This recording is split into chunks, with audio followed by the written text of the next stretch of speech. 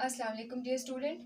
आज हम डिस्कस करेंगे ऑस्मोसिस को, लेकिन ऑस्मोसिस तक जाने से पहले हम कोलिगेटिव प्रॉपर्टीज़ तक एक क्विक नज़र डालेंगे। यहाँ बोलते हैं कि कोलिगेटिव प्रॉपर्टीज़ कौन सी प्रॉपर्टीज़ होती हैं। कोलिगेटिव प्रॉपर्टीज़ वो प्रॉपर्टीज़ होती हैं जो कि सोल्यूशन के में मौजूद सल्यूट की कॉन्सेंट्रेशन के ऊपर डिपेंड करती है, सल्यूट के जो अमाउंट होती है उसके ऊपर डिपेंड करती है, ना कि नेचर ऑफ द सल्यूट के ऊपर डिपेंड करती हैं।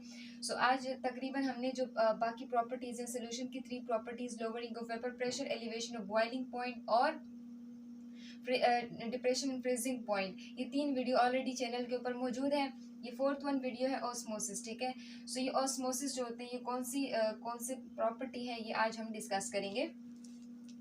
यहाँ पे आपको एक डायग्राम दिखाई दे रहा है। इस डायग्राम में यहाँ पे देखो, यहाँ सोल्यूशन लिखा हुआ, यहाँ सॉल्वेंट लिखा हुआ आपको दिखाई दे रहा है, ठीक है। सॉल्वेंट से मुराद यहाँ पे सल्यूट मौजूद नहीं है, और सोल्यूशन से मुराद यहाँ पे सल्यूट जो है वो मौजूद है, ठीक है। इन दोनों चीज़ों को, सल्यूट और सॉल्वेंट को, दोनों को अलग किया है एक स्पेशलाइज्ड मेम्ब्रेन, जिसको हम क्या कहते हैं, सेमी परमिएबल मेम्ब्रेन, ठीक है। यहाँ पे सेमी परमिएबल मेम्ब्रेन कौन सी क्या होती है, ये वो मेम्ब्रेन होती है जो कि सल्यूट को नहीं जाने देती, सल्यूट को पास नहीं होने देती, सिर्फ सॉल्वेंट को पास मतलब उसको अलाउ करती है कि वो उसमें पास हो सके, ठीक है। ये हमारे पास क्या आता है, एक एग्जाम्पल है, इसके जरिए से हम ऑस्मोसिस को समझेंगे, ठीक है।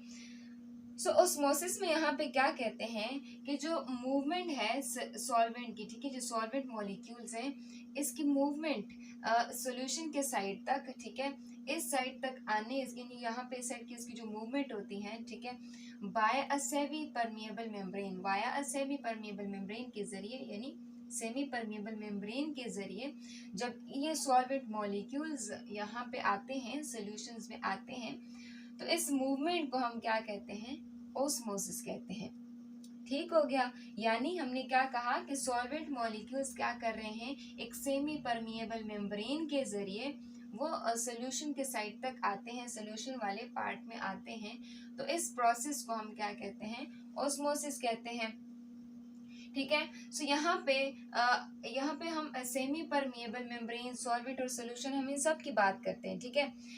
सॉल्यूशन, सॉल्वेंट, ये क्या होते हैं, ये सारी चीजें हम ऑलरेडी चैनल के ऊपर वीडियो मौजूद, वहां पे आप देख सकते हैं। लेकिन ये जो सेमी परमिएबल मेम्ब्रेन होती है, क्या चीज होती है, जैसे हमने पहले भी कहा कि सेमी परमिएबल मेम्ब्रेन जो होती है ये वो एक टाइप की मेम्ब्रेन होती है कि जो कि सिर्फ सॉल्वेंट मॉलिक्यूल को अलाउ करती है कि वो उसमें पास हो सके, सल्यूट पार्टिकल्स को, सल्यूट मॉलिक्यूल्स को अलाउ नहीं करती कि वो उसमें पास हो सके, ठीक है। यहाँ पे इसकी हमारे पास वेरियस टाइप्स हो सकती हैं, ठीक है। ये डिपेंड करती हैं, जो सेमी परमिएबल मेम्ब्रेन होती है डिपेंड करती है nature of the solute and solvent, कि सॉल्वेंट किस नेचर का है और सल्यूट किस नेचर का है, ठीक है। अगर जो सल्यूट्स हैं जिसका मॉलिक्यूलर मास ज्यादा है, तो हम वहाँ पे उसके लिए एक specialised type of membrane use करते हैं, जिसको हम कहते हैं कॉपर फेरोसाइनेट की एक फिल्म होती है, ठीक है, उसको हम यूज करते हैं।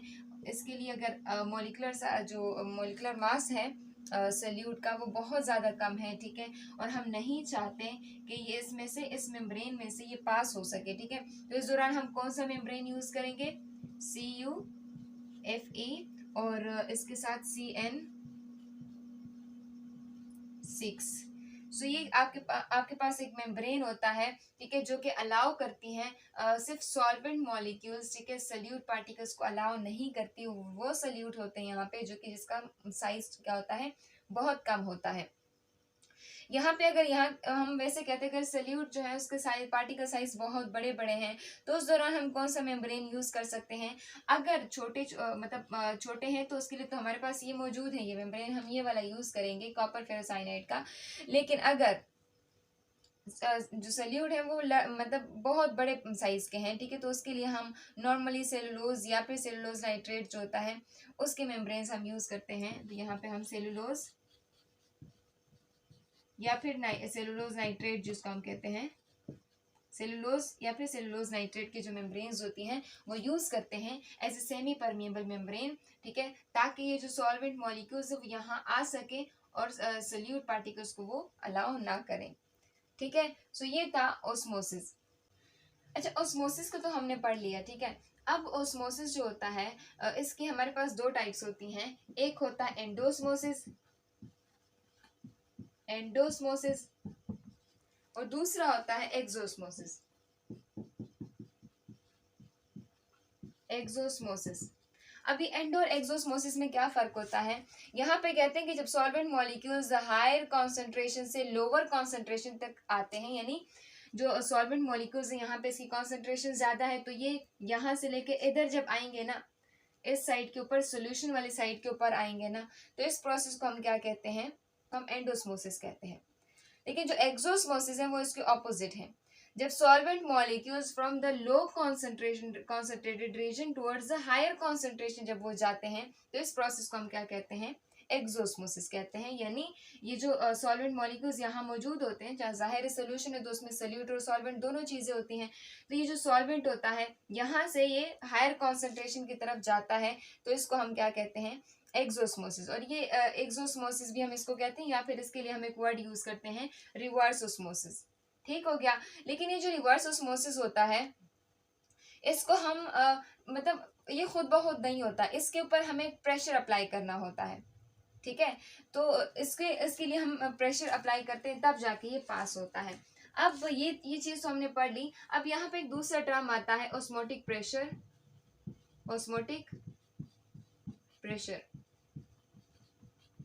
अब ये ऑस्मोटिक प्रेशर क्या होता है, ऑस्मोटिक प्रेशर एक ऐसा एक प्रेशर होता है, आमतौर पर इसको हम बोलते हैं कि एक प्रेशर होता है। जो सॉल्वेंट मॉलिक्यूल्स ये सोल्यूशन वाले साइड के ऊपर आते हैं, ठीक है, तो जब हम यहाँ पे प्रेशर अप्लाई करते हैं, जाहिर जब ये सॉल्वेंट आते हैं तो इसके यहाँ पे जो क्वांटिटी है ना, जो सोल्यूशन की जो मिकदार है वो ज्यादा बढ़ेगी।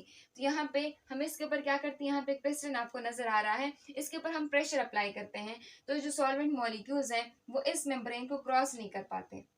ठीक है, सो इस प्रोसेस को हम क्या कहते हैं, ये जो एक प्रेशर अप्लाई करते हैं इसको हम ऑस्मोटिक प्रेशर कहते हैं। इसके लिए एक दूसरी डेफिनेशन होती है, वो बोलते हैं कि एक मिनिमम प्रेशर होता है जो रिक्वायर्ड होता है, जिसमें हम ऑस्मोसिस को नलीफाई करते हैं, ऑस्मोसिस को खत्म करते हैं, ऑस्मोसिस का जो इफेक्ट जो प्रोसेस है उसको हम खत्म करते हैं। इसको हम क्या कहते हैं, ऑस्मोटिक प्रेशर कहते हैं। ठीक हो गया। सो ये चीज हमारे पास ऑस्मोसिस और ऑस्मोटिक प्रेशर की बात हमने कर ली। हमारे डेली लाइफ में इसके बहुत सारे एप्लीकेशन हैं। आमतौर पर आप लोगों ने सुना होगा समंदर का जो पानी होता है वो उसमें बहुत सारे आइंस होते हैं, वो नमकीन होता है, उसमें साल्ट के जो कॉन्सेंट्रेशन होते हैं, उसके जो आइंस होते हैं बहुत ज़्यादा होते हैं। कुछ ऐसे लोग जहाँ पे, ऐसे एरियाज जहाँ पे पानी की कमी होती है, अंडरग्राउंड वाटर की कमी होती है, तो वो जो समंदर का पानी होता है वो उसको इस्तेमाल नहीं कर सकते, तो उसके लिए क्या करते हैं, उसके लिए प्लांट लगाए जाते हैं। उन प्लांट्स में क्या होता है, स्पेशलाइज्ड ये वाले जो सिस्टम होते हैं ये लगा दिए जाते हैं। ठीक है, तो इसमें क्या होता है कि एक प्रेशर के जरिए से इसके ऊपर एक प्रेशर डाला जाता है, और वो प्रेशर क्या करता है, वो जो सॉल्वेंट मॉलिक्यूल्स होते हैं, ठीक है, यानी जो वाटर है वो उस सॉल्यूट में से निकाल दिए जाते हैं, और उस वाटर को फिर क्या किया जाता है, यूज किया जाता है फॉर वेरियस डोमेस्टिक पर्पसेस। ठीक है, यहाँ पे यहाँ पे कुछ ऐसे जो साहली इलाके होते हैं वहाँ पे ये जो प्लांट्स होते हैं ये लगाए गए हैं, और इसके ऊपर यही ऑस्मोसिस का प्रोसेस होता है वो वहाँ पे यूज होता है। ठीक है, वहाँ पे ऑस्मोटिक प्रेशर जो होता है वो एग्जर्ट कर दिया जाता है, ताकि जो वाटर मॉलिक्यूल्स हैं इसको ये क्या हो सके, इस सेमी परमिएबल मेम्ब्रेन को क्रॉस करके चले जाएं, यहाँ पे सिर्फ क्या हो, सोल्यूट पार्टिकल्स रह जाए, यहाँ पे वाटर आ जाए, और इस वाटर को फिर आगे क्या करें, यूज करें फॉर देयर पर्पसेस। ठीक है, ये था हमारा ऑस्मोसिस का लेक्चर।